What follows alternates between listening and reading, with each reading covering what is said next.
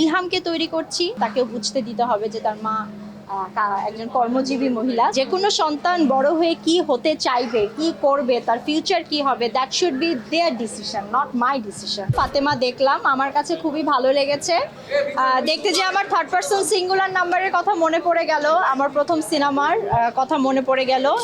That was a wonderful journey, সবাই পছন্দও করেছিল এবং আজকে সেই দিনের কথাই মনে পড়ে গেল। এবং ফারিন খুব ভালো করেছে, ফিল্মটা অনেক ভালো, গানগুলো ভালো, লোকেশন ভালো, কনসেপ্ট ভালো, স্ক্রিপ্ট মানে ডায়লগ রাইটিং থেকে শুরু করে সব কিছু আমার খুবই ভালো লেগেছে।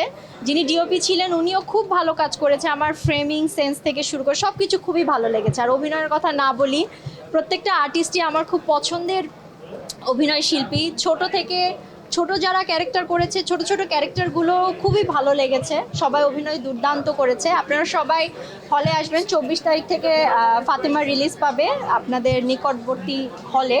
আপনারা যাবেন এবং সিনেমাটা দেখবেন, ভালো সিনেমা, আমার ভালো লেগেছে। যে কোনো কাজের স্বীকৃতি পাওয়া বা দর্শকরা যখন পছন্দ করে, আসলে দর্শকদের জন্যই আমরা সিনেমা করি। তো আফটার আ লং টাইম পরে আমি একটা সিনেমা করেছি, দর্শকরা পছন্দ করেছে, আমাকে ভোট করেছে, আমি নমিনেশন পেয়েছি, খুবই ভালো লাগছে। পাশাপাশি সরোয়ারও নমিনেশন পেয়েছে, ওর অনুভূতিও আশা করছি ভালো।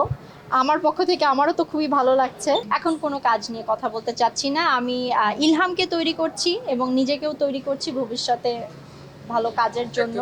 কারণ নিজে তৈরি হলে হবে না, ইলহামকেও তৈরি করতে হবে, তাকেও বুঝতে দিতে হবে যে তার মা একজন কর্মজীবী মহিলা। সো দুজন নিজেকে এবং তাকেও প্রিপেয়ার করছি, ইনশাল্লাহ খুব শীঘ্রই আমাকে কোনো ভালো কাজে দেখতে পারবে। সন্তানের প্রতি মায়ের চাহিদা, এইটা আবার কি হবে? সন্তান বড় হয়ে, যে কোনো সন্তান বড় হয়ে কি হতে চাইবে, কি করবে, তার ফিউচার কি হবে, that should be there decision, not my decision. So আমি তাদেরকে মানে আমি আমার সন্তানকে গাইড করতে পারি, বলতে পারি, কিন্তু সেই রাস্তায় তাকেই একা চলতে হবে। সো তার ডিসিশন সে নিবে, কি করতে চাই সেটা সে করবে, এটা আমার ডিসিশন না, it should not be my decision.